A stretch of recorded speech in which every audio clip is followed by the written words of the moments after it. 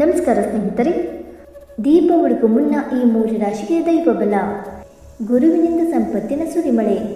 ಹೌದು, ವೈದಿಕ ಜ್ಯೋತಿಷ್ಯದ ಪ್ರಕಾರ 12 ವರ್ಷಗಳ ನಂತರ ದೇವತೆಗಳ ಗುರುಗ್ರಹವು ಪ್ರಬಲವಾದ ಕೇಂದ್ರ ತ್ರಿಕೋನ ಯೋಗವನ್ನು ರೂಪಿಸಲಿದ್ದಾನೆ. ಗುರು ಅಕ್ಟೋಬರ್ 18ರಂದು ಕಟಕ ರಾಶಿಯನ್ನು ಪ್ರವೇಶಿಸಲಿದ್ದು, ಆ ಕಾರಣದಿಂದ ಕೇಂದ್ರ ತ್ರಿಕೋನ ರಾಜಯೋಗ ಸೃಷ್ಟಿಯಾಗಲಿದೆ. ಇದರಿಂದಾಗಿ 3 ರಾಶಿಯ ಜನರು ವಿಶೇಷ ಪ್ರಯೋಜನಗಳನ್ನು ಪಡೆಯಬಹುದು. ಆ ಲಕ್ಕಿ ರಾಶಿಗಳು ಯಾವುವೆಂದು ತಿಳಿಯೋಣ.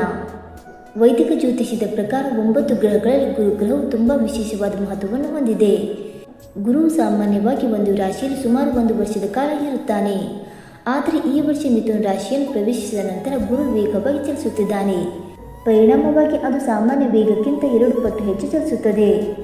ಈ ಸಂಚಾರದ ಪರಿಣಾಮವಾಗಿ ಗುರು ಶೀಘ್ರದಲ್ಲಿ ಕಟಕ ರಾಶಿಯನ್ನು ಪ್ರವೇಶ ಮಾಡುತ್ತಾನೆ.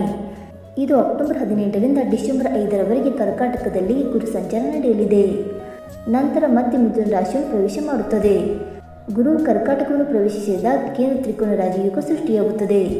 ಈ ರಾಜಯೋಗವು ಕೆಲವು ರಾಶಿಗಳಿಗೆ ವಿಶೇಷ ಪ್ರಯೋಜನಗಳನ್ನು ತರಬಹುದು.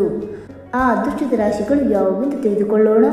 ಬನ್ನಿ ಸ್ನೇಹಿತರೆ, ಅದಕ್ಕೂ ಮುಂಚೆ ನೀವು ನಮ್ಮ ಚಾನಲ್ಗೆ ಸಬ್ಸ್ಕ್ರೈಬ್ ಮಾಡದೆ ನೋಡ್ತಾ ಇದ್ರಿ, ದಯವಿಟ್ಟು ನಮ್ಮ ಚಾನಲ್ಗೆ ಸಬ್ಸ್ಕ್ರೈಬ್ ಮಾಡಿಕೊಳ್ಳಿ ಸ್ನೇಹಿತರೆ.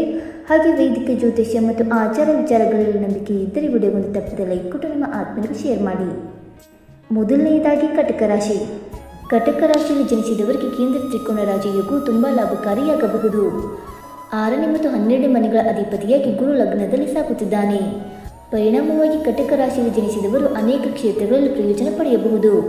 ನಿಮ್ಮ ಆದಾಯವು ವೇಗವಾಗಿ ಹೆಚ್ಚಾಗಬಹುದು.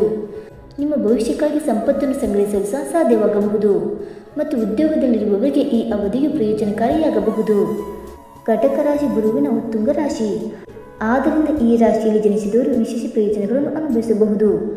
ನಿಮ್ಮ ಎದುರಾಳಿಗಳನ್ನು ಸೋಲಿಸುವಲ್ಲಿ ನೀವು ಯಶಸ್ವಿಯಾಗಬಹುದು. ನೀವು ಆತ್ಮಾವಲೋಕನದಲ್ಲಿ ತೊಡಗಿಸಿಕೊಳ್ಳುತ್ತೀರಿ ಮತ್ತು ನಿಮ್ಮ ಕಾರ್ಯಗಳನ್ನು ಸುಧಾರಿಸಲು ಪ್ರಯತ್ನಿಸುತ್ತೀರಿ. ಕೆಲವು ವಿವಾದಗಳು ಅಥವಾ ಉದ್ವಿಗ್ನತೆಗಳು ಉಂಟಾಗಬಹುದು, ಆದರೆ ತಾಳ್ಮೆಯಿಂದ ಎಲ್ಲವೂ ನಿಯಂತ್ರಣದಲ್ಲಿರುತ್ತದೆ. ಎರಡನೆಯದಾಗಿ ಕನ್ಯಾ ರಾಶಿ. ಕನ್ಯಾ ರಾಶಿಯ ಜನರಿಗೆ ಕೇಂದ್ರ ತ್ರಿಕೋನ ರಾಜಯೋಗವು ಸಾಕಷ್ಟು ಲಾಭಕಾರಿಯಾಗಬಹುದು.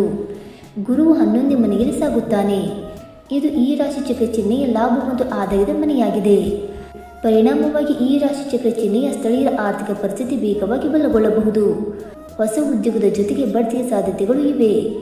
ಗುರುವಿನ 5ನೇ ಅಂಶವು 3ನೇ ಮನೆಯ ಮೇಲೆ ಬೀಳುತ್ತಿದೆ. ಇದು ಧೈರ್ಯ ಮತ್ತು ಶೌರ್ಯವನ್ನು ತ್ವರಿತವಾಗಿ ಹೆಚ್ಚಿಸುತ್ತದೆ. ಹೆಚ್ಚುವರಿಯಾಗಿ ನಿಮ್ಮ ಸಂವಹನ ಕೌಶಲ್ಯಗಳು ಸುಧಾರಿಸಬಹುದು. ಇದು ಅನೇಕ ಕ್ಷೇತ್ರಗಳಲ್ಲಿ ಯಶಸ್ಸಿಗೆ ಕಾರಣವಾಗಬಹುದು. ನಿಮ್ಮ ಮಕ್ಕಳಿಂದ ನೀವು ಒಳ್ಳೆಯ ಸುದ್ದಿಯನ್ನು ಸಹ ಪಡೆಯಬಹುದು. ನೀವು ಶಿಕ್ಷಣ ಕ್ಷೇತ್ರದಲ್ಲೂ ಯಶಸ್ವಿಯಾಗುತ್ತೀರಿ.